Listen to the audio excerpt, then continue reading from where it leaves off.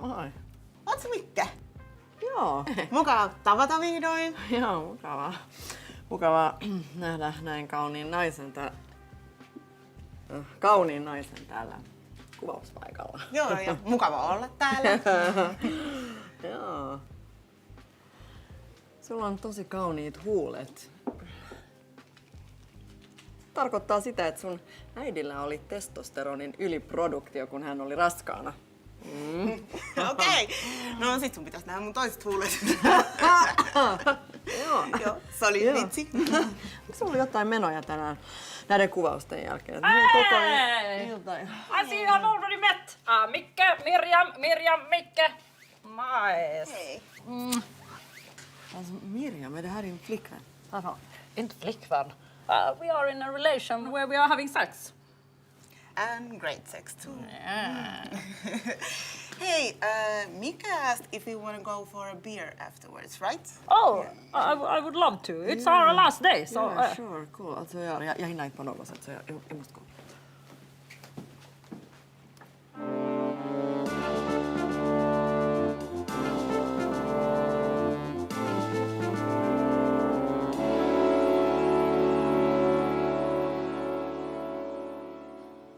Många män känner sig ensamma i dagens samhälle. Ja, det är en ständigt återkommande rubrik nu för tiden. Varför är det så här och vad kan vi män göra för att bli mindre ensamma? Jag tror att det beror på att vi män har svårt att prata om känslor med varandra. Eller är det kanske så att vi är lite lata när det gäller att ta hand om våra sociala relationer? Med oss här idag för att prata om manlig vänskap har vi komikern Jakob Norrgård som är en av medlemmarna i succéhumorgruppen Kai. Välkommen till Micke och Steffe show. Män om män.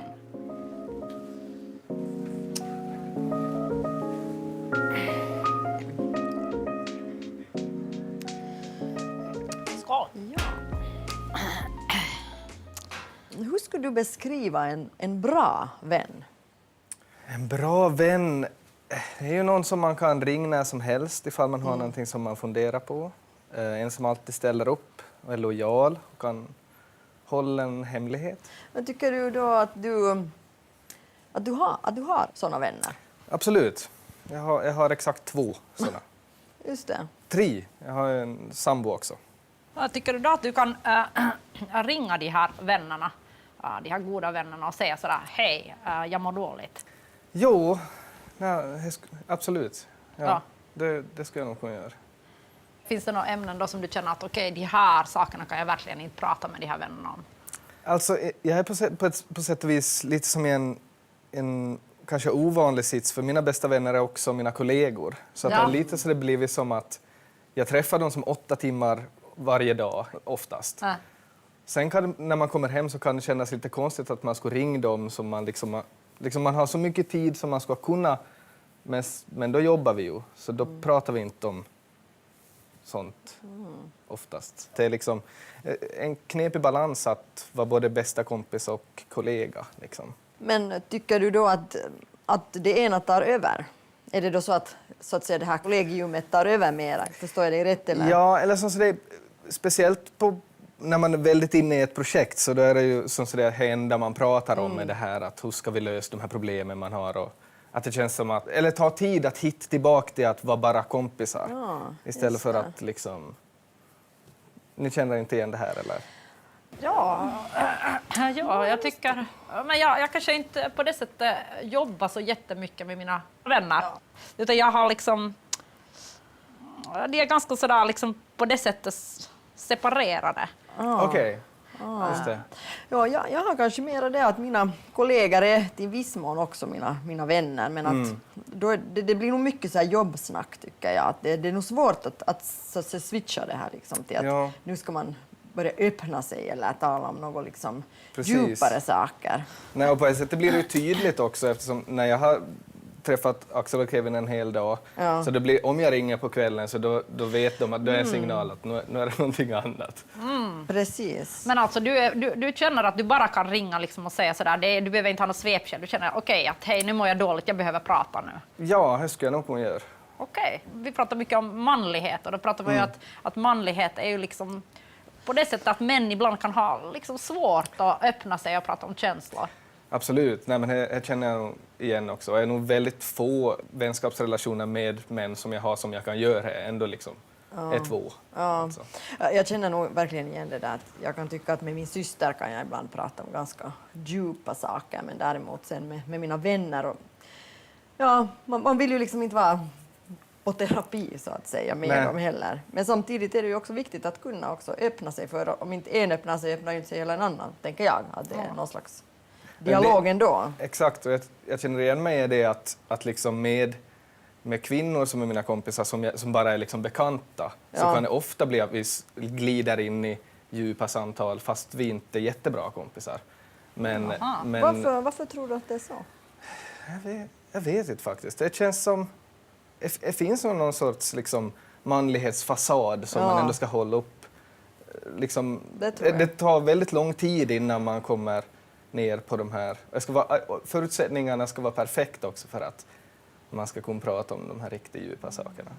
Ja. Och då tycker du det är lättare då om du träffar liksom, en kvinna? Ja, det känns på ett konstigt sätt mer naturligt alltså.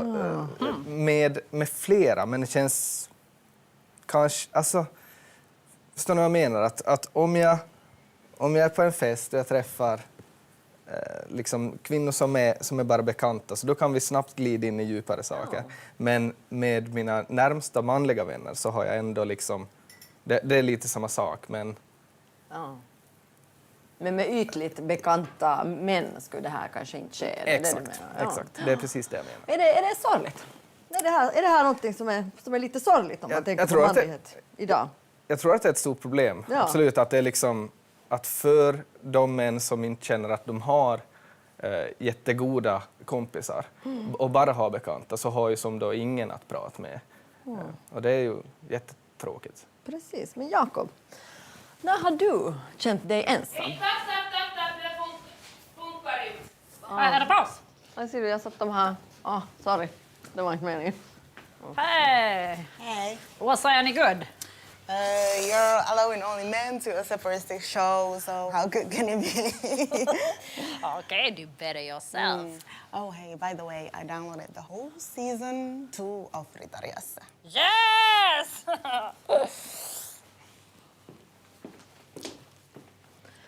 Hej, jag tog ut de här biljetterna till Tallinnfärjorna. Mobilepayar du mig eller hur gör vi? Va? Vad var det? På lördag. Jag hinner inte. We have plans on Saturday, right? Yeah. Like, we're gonna watch Ritariassa, the season 2, and I'm super excited because we have this thing that we like to watch, like old school shows, and then we have sex during, that kind of thing. Okay, alltså jag har ju betalat för de här biljetterna. Du borde kolla med mig innan du tog ut den. Men alltså, okej, jag kan peja för dem om det är det som är problemet. Kolla med det, vi hade ju bestämt det här tillsammans. Okej, kan vi få lite privacy här före vi börjar? Tack.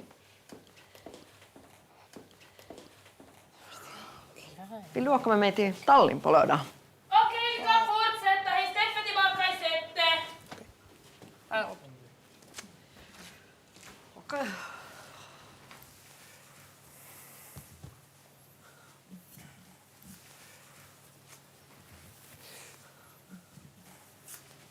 Män är ju sådär, generellt sett så är ju män mer ensamma i samhället idag.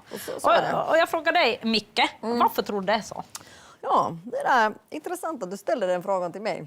För jag tror ju att det är så här, att vi är helt enkelt lata när det gäller att hålla fast vid våra vänskapsrelationer. Och det är ju lite intressant eftersom män är ju ändå styrda av samhället att ta mycket initiativ när det gäller till exempel sex eller romantiska relationer. Och ändå är vi så här, så att säga, lata när det gäller våra vänskapsrelationer. Och det tycker jag är lite intressant. Kan du känna igen dig i det här?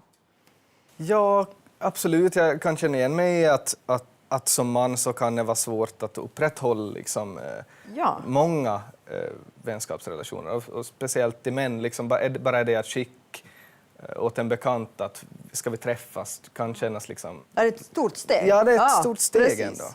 ändå. Alltså, jag tänker du att det är så att liksom, män har svårare att ta initiativ helt enkelt?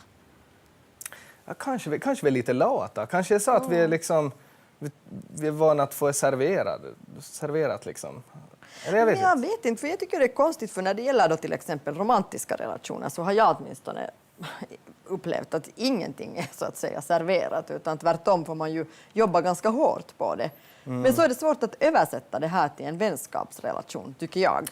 Ja, och vi är kanske som män också vana att det ska finnas en tydlig mall hur man ska göra. Speciellt inom romantiska förhållanden. Ja. Att det här är rätt och det här är fel och det här är vett och etikett. Liksom. Men inom vänskap så vet vi inte riktigt. Det ska bara funka. Ja, okej, det där är intressant, precis. Men hur tänker du att du, alltså som vuxen då, hur skaffar du dig nya kompisar? Jag vet inte om jag gör det faktiskt. Det är liksom, Och när har du senast fått en ny kompis? det är kanske ett år sedan ändå. Och Okej. då började jag spela fotboll och då hade vi liksom någonting gemensamt. Och Just det. att det var liksom en hobby som föddes. Och det är kanske ett sånt här sätt då, om du sa att det inte finns liksom mallar för hur en ska så att säga bli kompis. Så är kanske en hobby en sån mall som är ett sätt. Det är ett bra verkligen. tips verkligen. Absolut. Du sa här att du kanske tänker att vi män är lite så att säga lata när det gäller våra sociala eller våra vänskapsrelationer. Och jag kan på ett sätt känna igen mig i det, men på ett sätt inte. Att jag tycker att jag också försöker så att säga nå ut till nya vänner och bekanta nu när jag har skilt mig. Så har jag försökt, och jag tycker att folk är väldigt upptagna och har mycket att göra det, och man känner sig lite obekväm helt enkelt. Och då undrar jag, har du några andra tips för hur vi skulle kunna hitta nya vänner så här i vuxen ålder? Jag tror, alltså, det viktigaste tror jag nog är just det att våga ta kontakten. Liksom. Och sen att ta kontakt först och sen hitta på någonting som man har gemensamt som man kan göra. Precis. Liksom, knepigt att bara springa till en fotbollsplan och vänta på att kompisen kommer dit. Utan man måste liksom... Nej, det är ingen bra idé. Nej, utan liksom... Våga ta kontakt helt enkelt. Ja. Jag vet inte, det låter lätt men det är ju egentligen det svåra alltså. Det är svårt tycker jag, för att folk har så mycket att göra och de är så stressade. Men kan jag känna igen att när man som man har hittat sin grupp, eller som jag är ju med i en jättetajt grupp, vi är ju bara 3 liksom. Ja. Och det är ganska svårt för andra att komma in i gruppen tror jag. Att om man är en sån man då som har hamnat utanför och inte har ett litet tajt gäng, så då kan det vara svårt att hitta det gänget. Ja. Men Är ni en separatistisk grupp, Kai? vad betyder det? Ja, alltså sådan en grupp liksom där just som du säger, alltså är helt uteslutande liksom för er. Liksom hur pass öppna är ni för andra? No, vi är väldigt separatistiska när vi jobbar i alla fall. Att vi, är ju liksom, vi tycker mest om att jobba bara vi. Ja. Att det känns som mycket svårare att med andra med. Liksom, så det, speciellt när vi skriver någonting. Ja. Så Ja. det blir också bra grejer när vi jobbar. Så jag tycker det är skönt på många sätt att ha liksom 2 så bra kompisar. Låter helt idealt. Ja, Verkligen. hitta en tredje typ och så. Ja, Nej? kanske. Någon gång kanske? Ja. Eller sen 2 helt andra personer. Ja. Det går ju också. Det gäller ju att hitta någon som är på något sätt liksom som du jobbar bra ihop. Det är ganska svårt. Känner du att du själv är öppen för att så att säga en ny kompis eller någon som skulle så att säga ta kontakt? Kanske, alltså när jag tänker på det, kanske inte så öppen som jag borde vara. För att man har ju inte så mycket tid ändå. Precis. Liksom både jobb och flickvän och allt möjligt tar ju så mycket tid så att när man väl har kompisar så då är man kanske liksom lite väl stängd för nya. Det där tror jag är alltså väldigt, väldigt vanligt. Om vi pratar om sån här stereotyp manlig jargong som ju kan uppstå liksom, när man pratar så här generaliserande om liksom, män eller liksom, nedsättande om kvinnor, liksom, som man kan kalla sån här locker room talk. Som när du pratar om, så kan till exempel förekomma i fotboll som du pratar om. Verkligen. Vad gör du om du hamnar i en sån här situation? Jag var faktiskt med om det här. Jag var och spelade fotboll med min lillebrors fotbollslag. Ja. Och det var ett jättebra gäng. Men jag kände mig liksom lite så att jag måste bevisa att jag kan vara med i gänget. Och de bara pratade om vanliga saker. Men då märkte jag att jag var sån lite så det bara för att visa att jag Jag är en man liksom. Var det någon som kommenterade någonting då? Eller? Nej, inte egentligen, men det blev liksom lite konstig stämning att här kommer jag och försöker vara liksom lite tuff för att bevisa att jag är en helt vanlig kille. Alltså, det blev lite konstigt. Att jag med mina förutfattade meningar tänkte att det här är en jargong som de håller på med, men de var ju inte alls liksom på den nivån. Det var ju schyssta killar. Det är ju intressant. Men har du varit i den omvända situationen någon gång, att du har liksom varit i en sån situation när man pratar till exempel nedsättande om kvinnor, eller då, som jag sa, generaliserade män, och du har liksom känt att jag är sjukt obekväm? Att jag har varit Ja, den du har personen. varit liksom i den situationen att du har liksom känt att andra gör det och att du... Kanske så det att ibland så kan jag nog känna att jag har tagit ett skämt för långt. Att det liksom, Ja. jag har utgått ifrån att folk förstår att det här är ironi. Ja. Men så kanske inte alltid är. Utan Nej. speciellt om man är en grupp där det finns folk som man inte så tajt med. För jag tycker att det som blir roligare om man låtsas att man är så här, alltså som, ni vet, att man går fullt in med ironin. Ja. Men sen så kan det nog att jag har i efterhand fått höra att det var jättekonstigt sagt. Men att jag tyckte att jag var jättetydlig. Liksom. Men hur kan man reda ut en sån här situation då? Jag vet Går det? inte. Nej. Det är svårt alltså. Ligg vaken på natten och ropa högt. Jag tror Så inte. sköter jag. Ja, så Och liksom tänker igenom de här sakerna, dumma sakerna jag sagt. Gång på gång. Men grälar du öppet med dina vänner? Nej, egentligen Va? inte. Nej. Är Alltså, gräl någonting som är viktigt för dig? Nej, tror inte.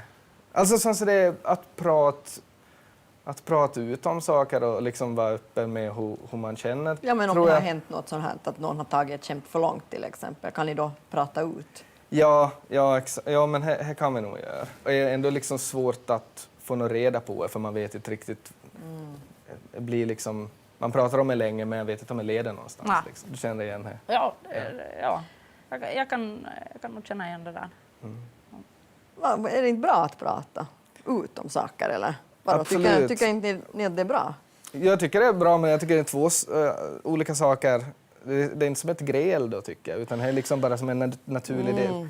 En gräl är väl när man kastar saker och är arg. Liksom. Och jag har ju alltså väldigt hett temperament, så jag tänker att jag känner igen båda. Alltså jag kan samtidigt liksom vara den där som vill reda ut saker så där förnuftigt, men ibland så tar mitt temperament över. Och då liksom kan det bara bli ett sånt här jättehäftigt. Men då tycker jag liksom att det rensar luften på ett helt annat sätt. Att liksom om det leder till något konstruktivt. Jag menar, det finns olika sätt att gräla. Alltså. Det vanligaste som jag sysslar med är nog bara att tiga sönder det. Att bara lägga locket på. Är det ett bra sätt? Det tror jag inte är ett bra sätt om man frågar vem som helst, men för mig är det För dig har det hittills. fungerat? Kanske inte så bra egentligen, men jag måste erkänna att jag gör det mycket. Men då är det ett bra sätt för dig hittills. Är det? Jag vet inte Nej, om det har vet inte fungerat heller. för dig. Snart får jag det här heta temperamentet också. Ja, som alltså, det är ingenting som jag önskar åt någon annan. Okej. Men jag tänker på din umgängeskrets så här. Liksom, umgås du mycket med människor som inte är som du själv? Jag menar vit, man, heterosexuell, eller du lever i en heterosexuell relation, förstår jag. Ja. Eller ser din vänskapskrets ganska lika ut? Den ser nog otroligt lika ut, ja. Så är det nog. Och här är nog... Jag skulle ju gärna få förändras alltså. Men då kanske de här tipsen just för hur man kan få då, eller jag tänker ändå att det är bra att umgås med människor som inte är exakt som en själv. Och då kan just någon fotboll eller något sånt där, eller vad som helst annat. Jag menar, för mig skulle fotboll vara verkligen att träffa folk som inte är som jag själv. Ja, exakt. Måste jag säga. Det finns ju det här ordet liksom bromance. Kan ni säga att du har en bromance liksom med de andra medlemmarna i KAI? Ja, men absolut. Låter kanske lite 2012 att Ja, säga. vad tycker du om det där ordet? Ja, men innehållet är ju liksom exakt det. Ja. Att alltså, jag tycker nog jättemycket om Axel och Kevin. Ni har min yxor. Ni har min symaskin. Ni har min tankred. Ni har min krurr. Och min skouar. Och min torrgäst. Fan vad kul att ni är här. Ska vi köra synken? Yes. Okej, vi säger det första man kommer att tänka på 3. 1, 2, 3. Lövhög. 1, 2, 3. Igelkott. 1, 2, 3. Text-TV. Tack för att ni har tittat på Micke och Steffe show. Tack från mig också. Vi ses, men tills dess, mera kärlek till folket!